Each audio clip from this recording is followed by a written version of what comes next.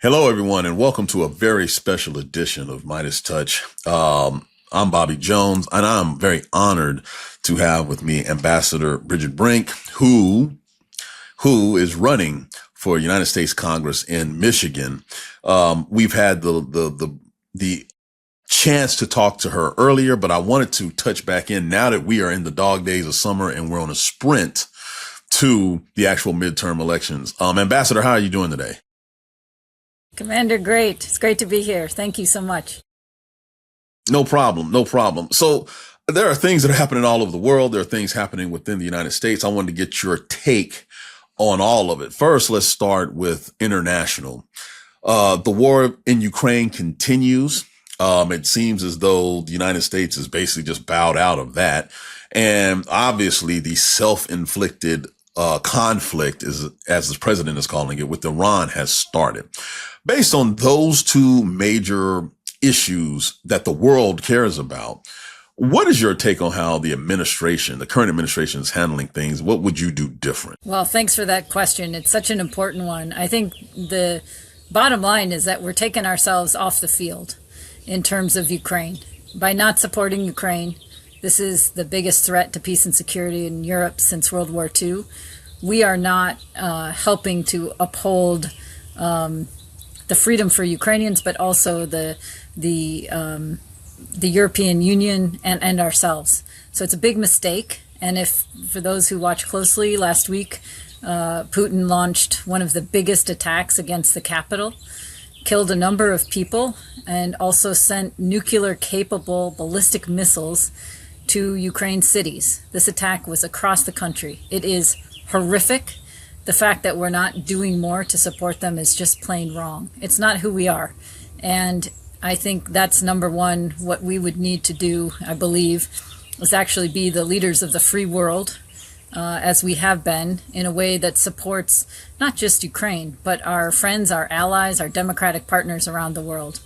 With regard to Iran, this situation is one where I believe that Trump has entered into a war without a plan, without a strategy, without an end game. He's putting our service members' lives at risk. He's also costing the American people tens of billions of dollars. I think it was 28 billion at the last count I saw. This is incredibly irresponsible and bad for the United States on multiple levels. And there's no easy way out. The Strait of Hormuz was open before this war started, and now it's closed. And as a result, in Michigan, it's affecting us directly. You know, the price of gas has nearly doubled. And what we see is that products across the board are more expensive, hurting our farmers, hurting our auto workers, hurting every single working family. So I believe that what's happening in regard to our foreign policy has a direct and negative impact on all of us at home. And we need to change it. We need to change it now. I think that's a great lead into my next question. You talk about the cost of various items just to live your life in Michigan, in the United States, and really around the world. One of the things that people are desperately talking about is the cost of healthcare.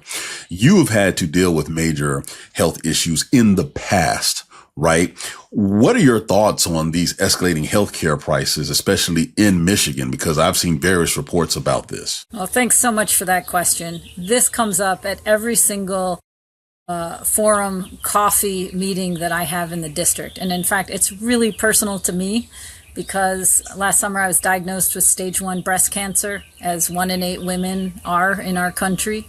And I had to have surgery, and I'm now cancer-free. But that surgery cost $100,000, which is a tremendous amount of money for anybody to have to face. And what we have in America right now is a system that without health care, people are unable to meet the basic needs of themselves and their families. And what we're seeing from Tom Barrett, my opponent, is every single vote he is taking is making healthcare more expensive and less accessible. So whether it's the big ugly bill, which knocks 25,000 people off of Medicaid in my district alone, only after the midterms, it's very cynical, or it's failing to extend the ACA subsidies, which are very needed for people to maintain health care at a reasonable cost. Every single vote is parodying Trump, is supporting the Republican Party in a way that is bad for our district. And this is a big problem. I believe we can do and we must do better. This is something that affects us all. And we don't know when we might turn around and have a healthcare problem or a problem that someone we love has, and it costs more money than we can deal with at any given moment. We have to fix it, and I'm determined to go to Congress and do just that. The fact that Congress passed this bill and there was little resistance on the Republican side, even though they had the data from OMB, from all sorts of groups saying that this was going to happen, really caught a lot of Americans, I think, off guard. It requires political courage to go against the president of the United States. You have demonstrated that already. You were the ambassador to Ukraine and you resigned because of what this current administration wanted to do regarding Ukraine. Can you talk about just what it takes to have political courage and what you've learned from that actual experience? Yeah, well, thanks for that question. Look, it was frankly quite a heartbreak for me to realize that I couldn't in good conscience carry out the job that I very proudly did every single day for over 28 years, which is to serve and defend and protect our Constitution and advance our values and our interests overseas. And when I realized this at the beginning of the administration, at the beginning of the Trump administration, I realized I had to not only resign, but I also needed to do more. I needed to speak out and then come home and run for Congress. I just feel that what's at stake right now is so big and so important that all of us need to do whatever we can to stop Trump and his administration's agenda, which is hurting every single person in our country. And it's certainly hurting every single working family in our district. And I took that decision not lightly, but I feel it was the right thing to do. The same reason I went to Ukraine at the request then of the president.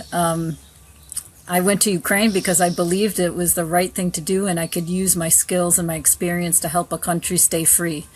And then, sadly, at the end of my time there, I felt that what I had to do is stand up and help protect my own country.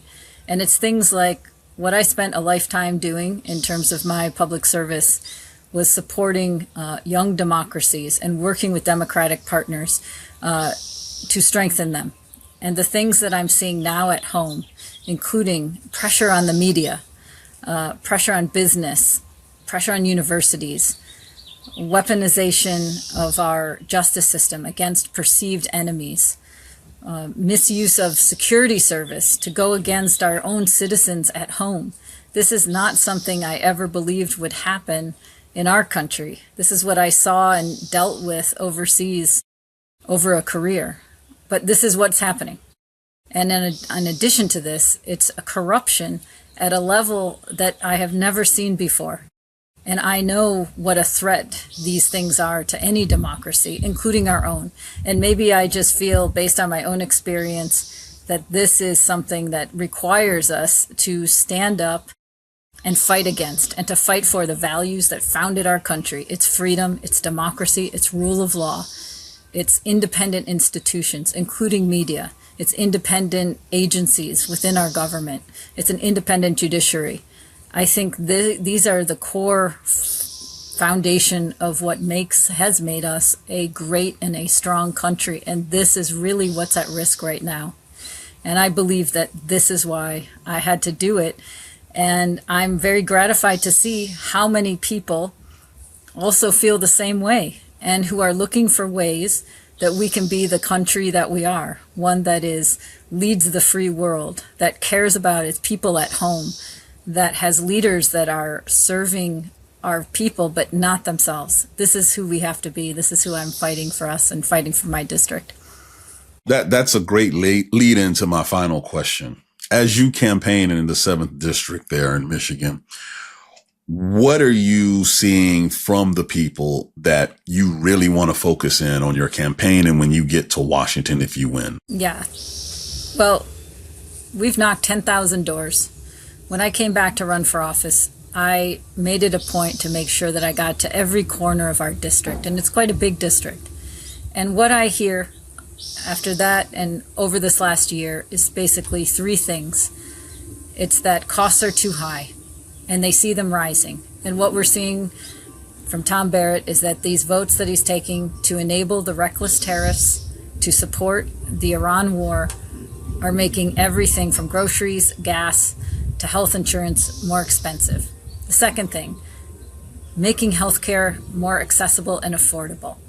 And again, this is something that what's happening with President Trump and how Tom Barrett, the Republican representative in my district, is essentially voting to make healthcare more expensive and less accessible. And finally, it's defending our rights and freedoms. And it's making sure that we are the country that of our foundation, and that we are defending people's right, whether it's the right to vote, whether it's the right to make their own healthcare choices, whether it's the right to be able to follow their dreams. This is what's at stake right now, is that people don't feel that the American dream is possible. I'm the product of the American dream. I grew up I'm a sixth generation Michigander. My family comes from the district, a family of farmers, auto workers, teachers. My mom was a first generation college graduate from MSU, which is in our district. And because I had support from my family, because I was able to go to great public schools, Michigan, I was able to follow my dreams. And I eventually I joined the Foreign Service. I became a 2-time ambassador. I worked for 5 presidents. I had a reputation for bold action. I had 3 questions for anyone who asked me if they could do something. Is it immoral, illegal, or unethical? And if your answer is no, no, no, then go. We have to do it. Don't wait for Washington to tell you it's okay. Have them come back to me if they have a problem. And they never did. I believe that this is a moment where we need bold action, and where we need people who understand what's at stake and who have the skills and the contacts and the experience to be able to help us come back to who we are. And I'm committed to doing that. This election's going to be really tough. I don't think it's going to be easy. There's a primary on August 4th, and there's a general, of course, in November. And we're leading in all areas. On polling, we're double digits ahead. On endorsements, I have more endorsements than anyone else in the race. On fundraising, I've raised more than anyone in my race, but more than that across Michigan.